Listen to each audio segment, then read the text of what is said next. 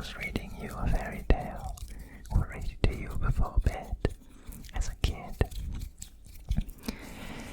I apologize if you notice more blemishes and stuff on my face. That's because it was my birthday over the weekend, and a friend of mine got me some really delicious chocolates, and I just couldn't stop eating them.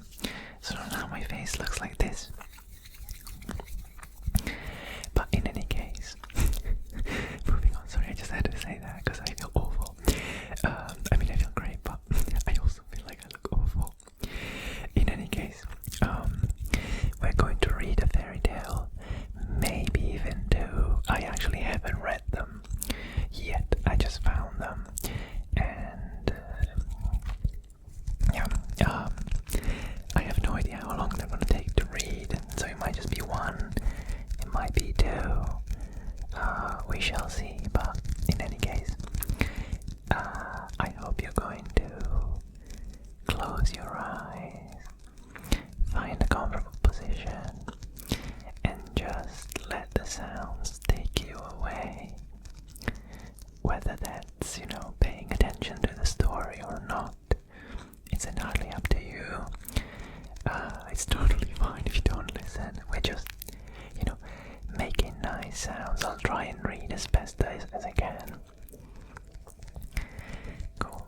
So that was a very long intro. Let's just get started, shall we? I have my trusty iPad here, and I picked the story. As I said, I haven't read it, so you'll have to excuse me if I make mistakes. The story is titled The Story of Princess Hase, a story of old Japan, which I think is very fitting, given, if you've been following me for a bit, you might know that I'm studying Japanese, so we're gonna go with a Japanese theme for this first fairy tale, shall we? Okay, let's begin. Close your eyes, get comfy, and, let the sounds take you away. Many, many years ago, there lived in Nara, the ancient capital of Japan, a wise state minister by name Prince Toyonari Fujiwara. His wife was a noble, good, and beautiful woman called Princess Murasaki, Violet. They had been married by their respective families according to Japanese custom when very young, and had lived together happily ever since. They had, however, one cause for great sorrow, for as the years went by, no child was born to them. This made them very unhappy, for they both longed to see a child of their own who would grow up to gladden their old age, carry on the family name, and keep up the ancestral rights when they were dead. The prince and his lovely wife, after long consultation and much thought, determined to make a pilgrimage to the temple of Hase-no-Kwanon, goddess of mercy at Hase, for they believed, according to the beautiful tradition of their religion, that the Mother of Mercy, Kwanon, comes to answer the prayers of mortals in the form that they need the most. Surely, after all these years of prayer, she would come to them in the form of a beloved child in answer to their special pilgrimage, for that was the greatest need of their two lives. Everything else they had that this life could give them, but it was all as nothing because the cry of their hearts was unsatisfied. So the Prince Toyonari and his wife went to the temple of Kwanon at Hase and stayed there for a long time, both daily offering incense and praying to Kwanon, the Heavenly Mother, to grant them the desire of their whole lives. And their prayer was answered. A daughter was born at last to the Princess Murasaki, and great was the joy of her heart. On presenting the child to her husband, they both decided to call her Hase-Hime, or the Princess of Hase, because she was the gift of the Kwanon at that place. They both reared her with great care and tenderness, and the child grew in strength and beauty. When the little girl was 5 years old, her mother fell dangerously ill, and all the doctors and their medicines could not save her.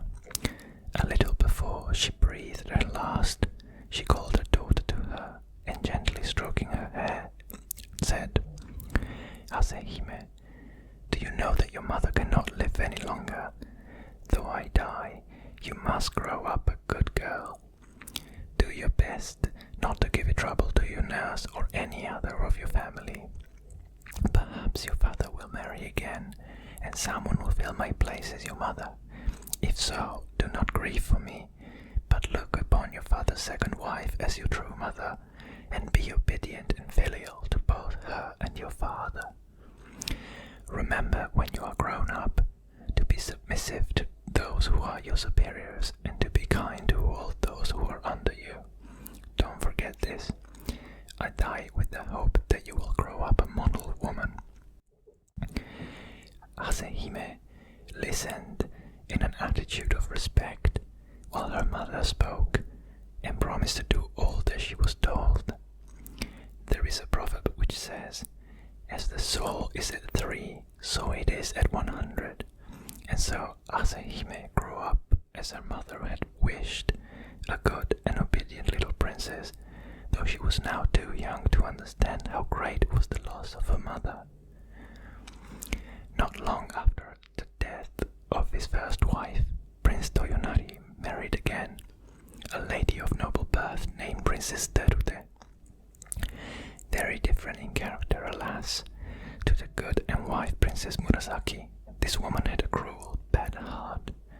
She did not love her stepdaughter at all, and was often very unkind to the little motherless girl, saying to herself, "This is not my child, this is not my child."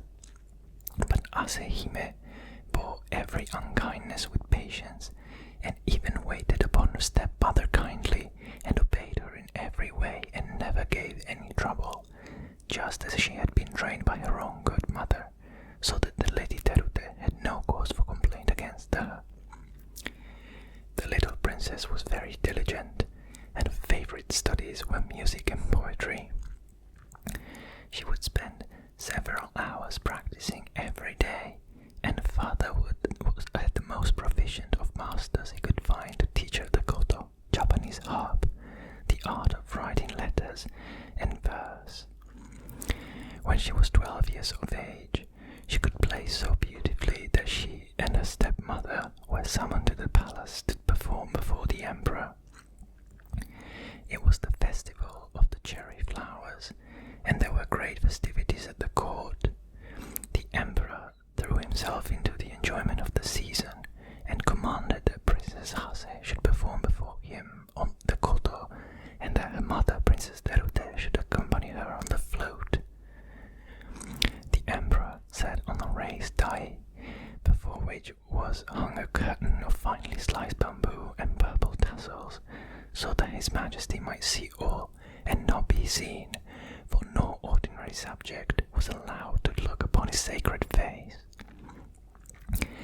Hase-Hime was a skilled musician, though so young, and often astonished her masters by her wonderful memory and talent.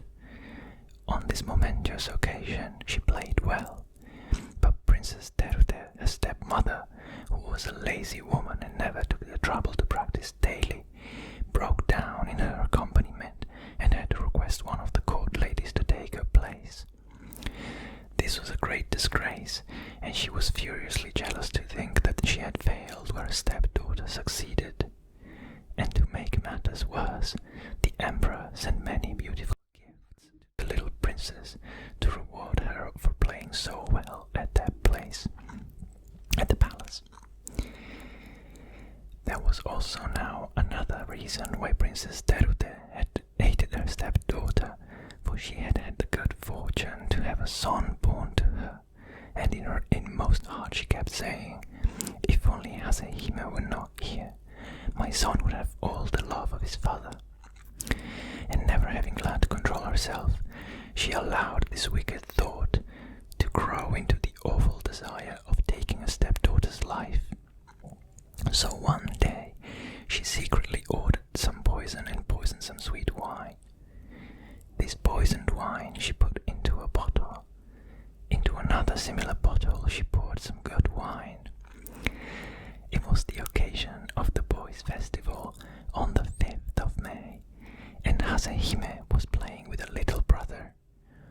All his toys of warriors and heroes were spread out, and she was telling him wonderful stories about each of them. They were both enjoying themselves and laughing merrily with their attendants when his mother entered with the 2 bottles of wine and some delicious cakes. "You're both so good and happy," said the wicked Princess Terute with a smile, "that I have brought you some sweet wine as a reward, and here are some nice cakes for my good children." And she filled 2 cups from the different bottles. Hase-Hime, never dreaming of the dreadful part a stepmother was acting, took one of the cups of wine and gave to the little stepbrother the other that had been poured out for him. The wicked woman had carefully marked the poison bottle, but on coming into the room she had grown nervous, and pouring out the wine, hurriedly and unconsciously given the poison cup to her own child. All this time she was anxiously watching the little princess, but to her amazement no change whatever took place in the young girl's face. Suddenly the little boy screamed and threw himself on the floor, doubled up with pain. His mother flew to him, taking the precaution to upset the 2 tiny jars of wine which she had brought into the room, and lifted him up. The attendants rushed for the doctor, but nothing could save the child. He died within the hour in his mother's arms. Doctors did not know much in those ancient times, and it was thought that the wine had disagreed with the boy, causing convulsions of which he died. Thus was the wicked woman punished in losing her own child when she had tried to do away with her stepdaughter, but instead of blaming herself, she began to hate Hase-Hime more than ever in the bitterness and wretchedness of her own heart, and she eagerly waited for an opportunity to do her harm, which was, however, long in coming. When Hase-Hime was 13 years of age, she had already become mentioned as a poetess of some merit. This was an accomplishment very much cultivated by the women of all Japan, and one held in high esteem. It was the rainy season at Nara, and floods were reported every day as doing damage in the neighborhood. The river Tatsuda, which flowed through the imperial palace grounds, was swollen to the top of its banks, and the roaring of the torrents of water rushing along a narrow bed so disturbed the emperor's rest day and night that a serious nervous disorder was the result. An imperial edict was sent forth to all the Buddhist temples, commanding the priests to offer up continuous prayers to heaven to stop the noise of the flood, but this was to no avail.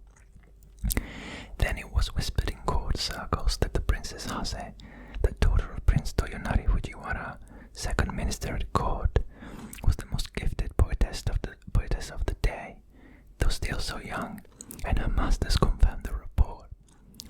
Long ago, a beautiful and gifted maiden poetess had moved heaven by praying in verse, had brought down rain upon a land famished with drought. So said the ancient biographers of the poetess Ononokomachi. If the Princess Hase were to write a poem and offer it in prayer, might it not stop the noise of the rushing river and remove the cause of the imperial illness? What the court said at last reached the ears of the emperor himself, and he sent an order to the Prince Toyonari to this effect. Great indeed was Hase-Hime's fear and astonishment when her father sent for her and told her what was required of her. Heavy indeed was the duty that was laid on her young shoulders, that of saving the emperor's life by the merit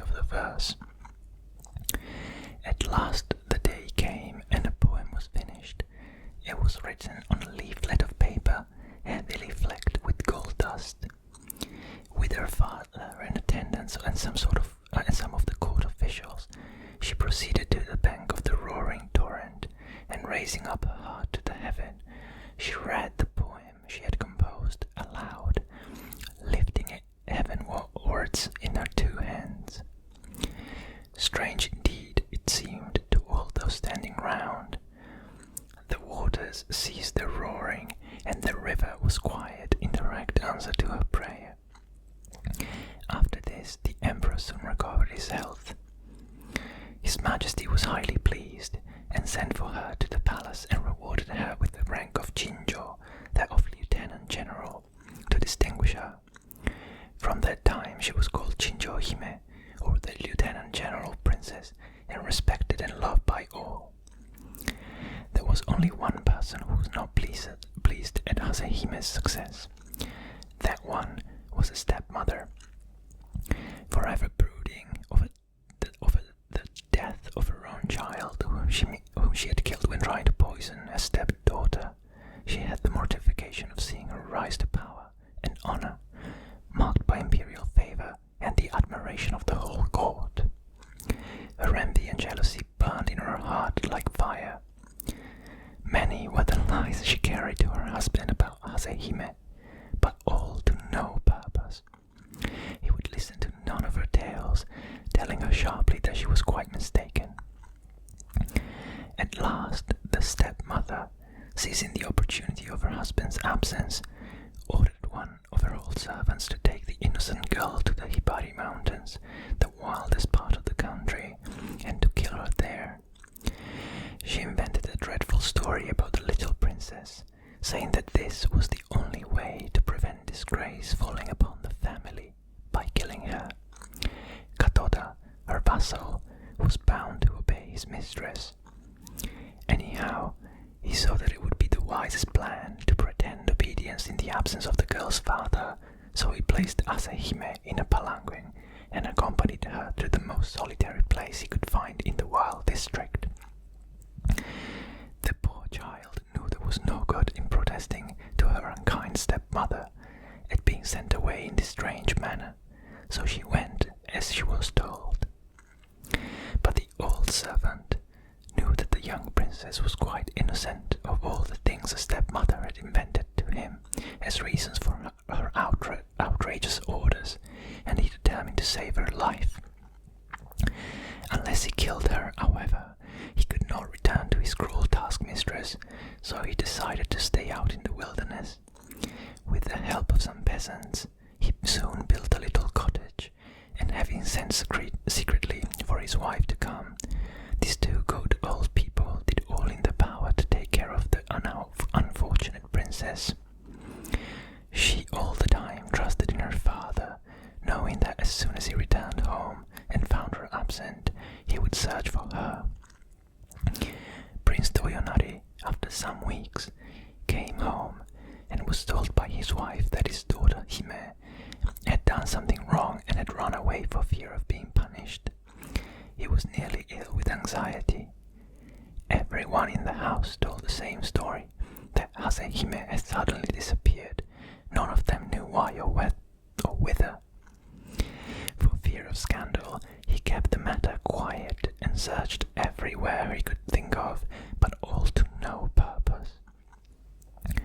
One day, trying to forget his terrible worry, he called all his men together and told them to make ready for a several days' hunt in the mountains. They were soon ready and mounted, waiting at the gate for their lord.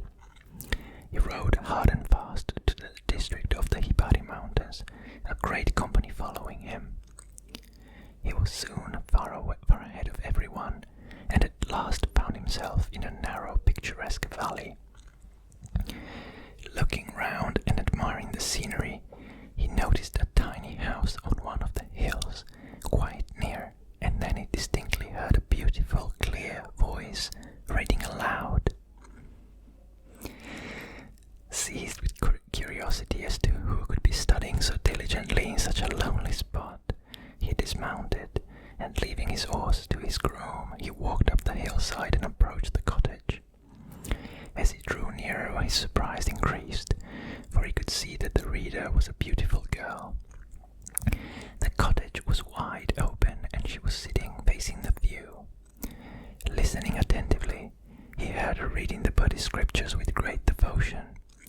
More and more curious, he hurried on to the tiny gate and entered the little garden, and looking up, beheld his lost daughter, Hase-Hime. She was so intent on what she was saying that she neither heard nor saw her father till he spoke. Hase-Hime, he cried, it is it's you, my Hase-Hime. Taken by surprise, she could hardly realize that it was her own dear father who was calling her, and for a moment she was utterly bereft of the power to speak or move. My father, it is indeed you, oh my father, was all she could say, and running to him, she caught hold of his thick sleeve, and burying her face burst into a passion of tears. Her father stroked her dark hair, asking her gently to tell him all that had happened, but she only wept on, and he wondered if he were not really dreaming. Then the faithful old servant Katoda came out, and bowing himself to the ground before his master, poured out the long tale of wrong, telling him all that had happened, and how he found his daughter in such a wild and desolate spot, with only 2 old servants to take care of her. The prince's astonishment and indignation knew no bounds. He gave up the hunt at once and hurried home with his daughter.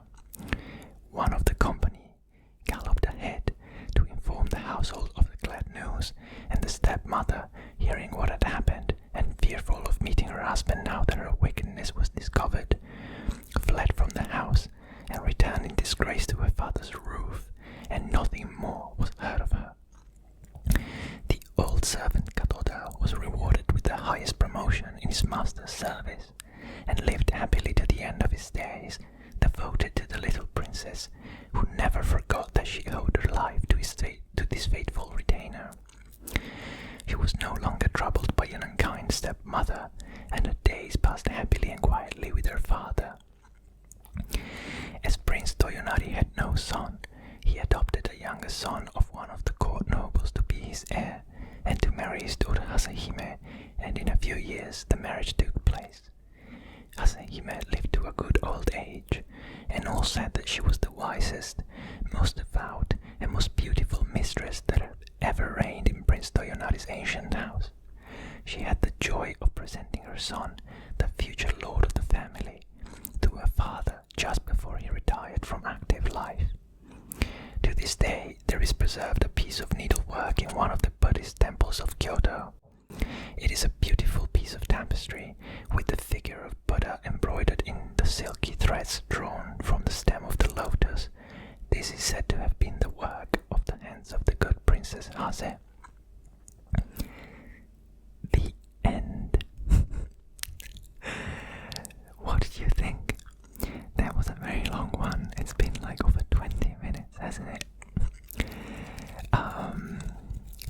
I kind of liked it. I like these, kind of like these stories written in a bit of like an old style. You can tell that like the storytelling devices and I don't know, like the pacing and everything is very, very different from what we're used to.